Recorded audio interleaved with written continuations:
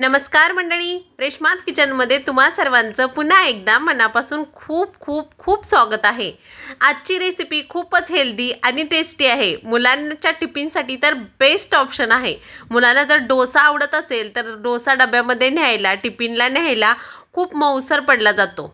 त्यामुळे असं without ब्रेडचं dosa बॅटरपासून sandwich बनवूयात। कसं बनवलं चला पाहूयात। आता इथे थोडीशी कोथिंबीर घेतलेली आहे, एक कांदा घेतलाय, टोमॅटो घेतलाय, बीट घेतलंय, पिझ्झा ऑरिगॅनोचे एक पॅकेट होते माझ्याकडे ते घेतलेलं आहे, चिली फ्लेक्स घेतलेला आहे, चीज ट्यूब घेतलेली आहे आणि पनीर घेतलेलं आहे। आता हे आतल्या स्टफिंगसाठी आहे हे सगळं। चला तर आणि हे डोसा बॅटर आहे। डोसा बॅटरची ही रेसिपी आपल्या चॅनलवरती उपलब्ध आहे, तिथून तुम्ही पाहू शकता।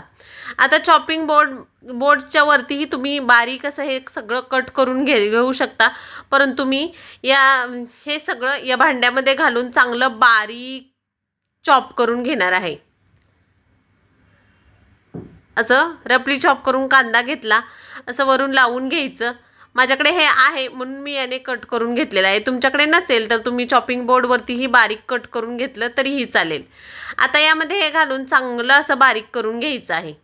आता असा बारीक कट करून कांदा घेतलेला आहे मी, तसंच टोमॅटोही घेतलेला आहे, बीटरूटही तसंच कट करून घेतलेला आहे। चला आता याचा उग्रवास घालवण्यासाठी थोडंसं तुपावरती फ्राय करून घेऊयात। इथे एक पॅन ठेवून घेतला, त्यामध्ये तूप ॲड करून घेतलं, अर्धा टीस्पून तूप आहे। चांगलं मेल्ट झालं की यामध्ये हे सगळे इन्ग्रेडियंट्स घालून 1-2 मिनिटापर्यंत चांगले घ्यायचे आहे, जोपर्यंत हे ड्राय होत नाही तोपर्यंत। तूप चांगलं कडकडीत गरम झालेलं आहे। याच्यामध्ये प्रथम घालून घेतला कांदा, अगदी बारीक चॉप केलेला कांदा आहे, असाच बारीक चॉप करून घ्यायचा आहे। फार मोठा जर कट करून घेतला आपण तर तो खाताना खूप कचकच लागेल, त्यामुळे या सगळ्या भाज्या अशा बारीक कट करून घ्यायच्या आहेत। सगळं हे घालून घेतलं, अगदी 2 मिनिटापर्यंत पाणी ह्याचं सुकेपर्यंत आपल्याला हे परतून घ्यायचं आहे।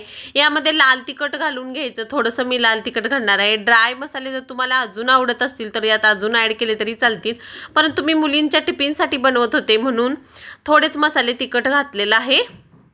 लाल तिखट घालून घ्यायचं आणि चांगलं हे पाणी सुकेपर्यंत परतवून घ्यायचं। एकसारखं हलवत हलवत फ्राय करून घ्यायचं। हे लाल तिखट घातलेलं आहे इथं मी, बऱ्यापैकी पाणी सुटलेलं आहे, थोडंसं मीठ घालून घेतलेलं आहे।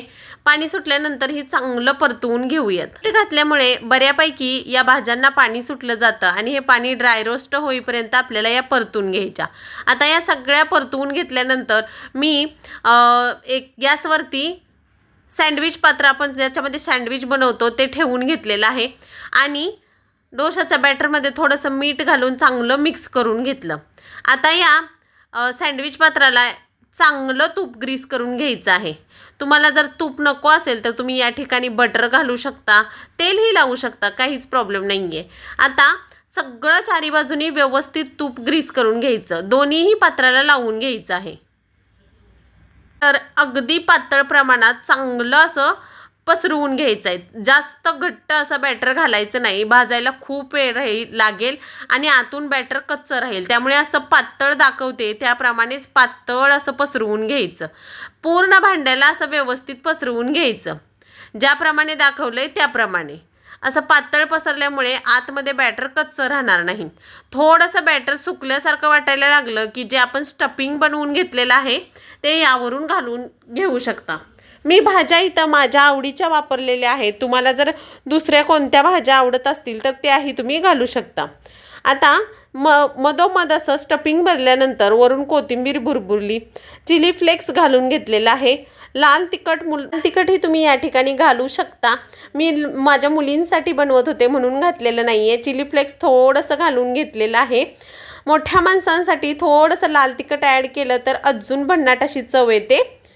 चिली फ्लेक्स घातली, तूप घातलेलं आहे, वरून थोडंसं घालायचं आहे आणि स्टफिंग वरून घालून घ्यायचं आहे, वरून स्टफिंगच्या वरून तूप घालून घ्यायचं।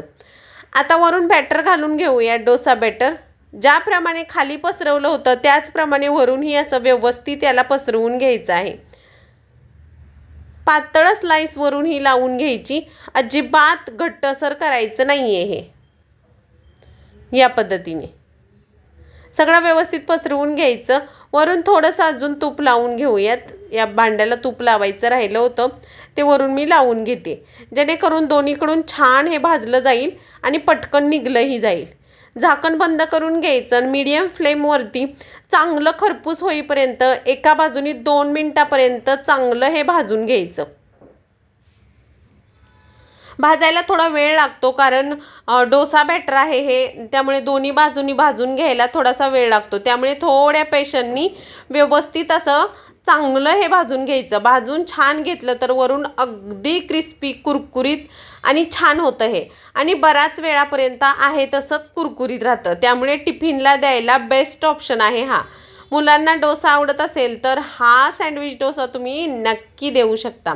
दोन्ही बाजूनी चांगलं खरपूस होईपर्यंत असं अलटीपलटी करून छान भाजून घ्यायचं। हे म्हटलं ना, भाजायला थोडासा वेळ लागतो, त्यामुळे थोड्या पेशन्सनी व्यवस्थित भाजून घ्यायचं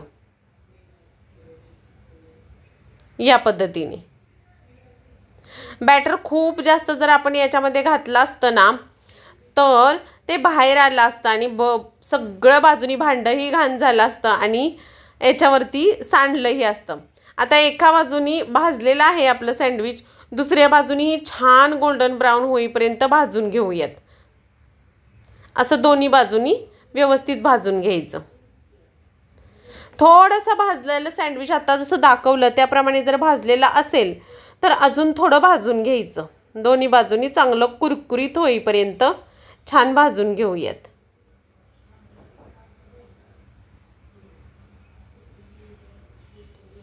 या पद्धतीने आता दाखवते उघडून। पाहिलं होतं त्याच्यापेक्षा किती गोल्डन ब्राऊन छान रंग आलाय ना, अगदी ब्रेड सारखंच दिसतंय ना। चला आता प्लेटिंग करून घेऊयात। काढून घेतलं, प्लेटमध्ये घेऊन मधून कट लावून थोडंसं चीज घालून कट करून दाखवलेलं आहे। छान दिसतंय ना, आतून अगदी स्टफिंग व्यवस्थित भरलेलं गेलेलं आहे, अजिबात बाहेर येत नाही। दोन्ही बाजूनी खरपूस असं भाजून घेतलेलं आहे। वरून आवडत असेल तर चीज घालू शकता, नसेल तर असंच एन्जॉय करू। लॉस वाली ही लोक अगदी गिल्ट फ्री हे याला एन्जॉय करू शकतात। नक्की ट्राय करून पहा। तर मंडळी, कशी वाटली तुम्हाला आजची रेसिपी हे कमेंट करून सांगायला विसरू नका, आणि रेसिपी ट्राय केली तर कशी झाली हेही कमेंट करून नक्की सांगा। अशाच नवनवीन रेसिपी रोज रेश्माज किचनवरती पाहत राहा। भेटूयात नवीन व्हिडिओमध्ये नवीन रेसिपी सोबत। तोपर्यंत बाय। स्वस्त खा आणि मस्त रहा, आणि लाईक शेअर सबस्क्राईब प्लीज जरूर करा। बाय।